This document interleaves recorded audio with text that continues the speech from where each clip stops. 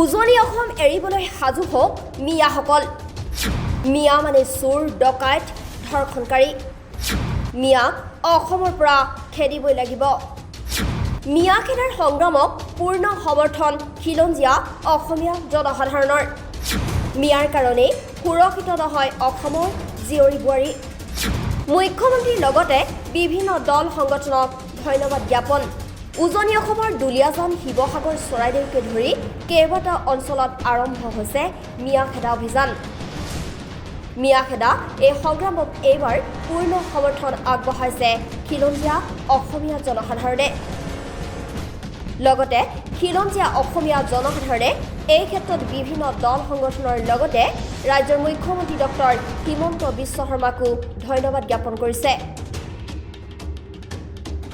এনেধৰণৰ মিয়া খেদা যি সংগ্ৰাম তাক তেওঁলোকে সম্পূৰ্ণ সমৰ্থন কৰাৰ লগতে এই সংগ্ৰামত নিজকে নিয়োগ কৰিব বুলিও প্ৰতিশ্ৰুতি প্ৰদান কৰে।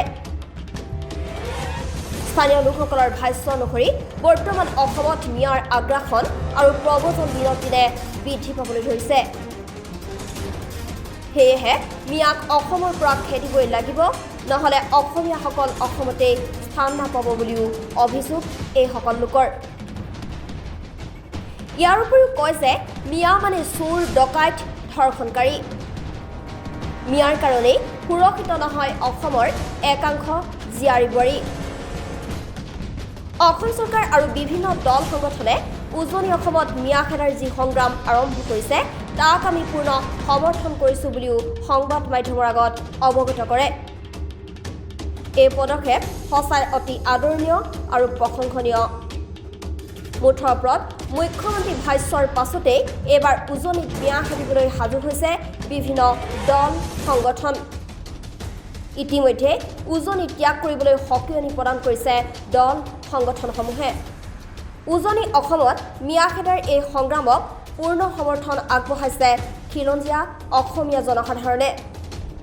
মুঠৰ ওপৰত উজনিৰ পৰা পলাব লাগিব এইবাৰ মিয়াসকল। কোনোপধ্যে উজনিত মিয়াক আশ্ৰয় নিদিয়ে অসমীয়া ৰাইজে। সংগ্ৰামী সেনা অসমে শিৱসাগৰ বিভিন্ন ঠাইত পুৰস্কাৰ লগোৱা ভাল কাম কৰিছে। আমি সকলো সজাগ হ'ব লাগিব। বৰ্তমান অসমত মিয়াৰ আগ্ৰাসন আৰু প্ৰব্ৰজন বহুত দিনে দিনে বাঢ়ি গৈছে। অসমীয়া জাতীয় সংগ্ৰামী সেনাই যি পদক্ষেপ গ্ৰহণ কৰিছে অতি আদৰণীয়, প্ৰশংসনীয়। আমি আন্তৰিকতাৰে গ্ৰহণ কৰিছোঁ। তেওঁলোকে অভিযান চলাই যাওক, মিয়াক খেদিবই লাগিব অসমৰ পৰা, নহ'লে আমি অসমীয়াসকল অসমত জীয়াই থকা ভূপেন হাজৰিকাৰ গীতটোৰ দৰে হ'ব। অসমত অসমীয়া স্থান নহ'ব।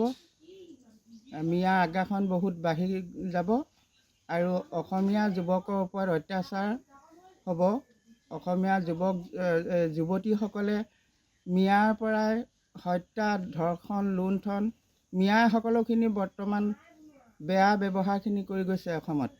তেওঁলোকে হত্যা, ভাং, কানি, জুৱা, মদ, আপোনাৰ যিমানখিনি মানে ড্ৰাগছৰ পৰা আদি কৰি সকলো ব্যৱসায় মিয়াই কৰে।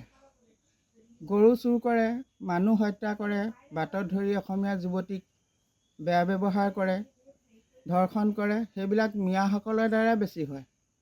গতিকে মিয়াক খেদিবই লাগিব। বহুত বছৰ আগৰ পৰা এই পদক্ষেপ গ্ৰহণ কৰিব লাগিছিলে আগৰ নেতাসকলে, কিন্তু সেইখিনি কৰা নহ'ল।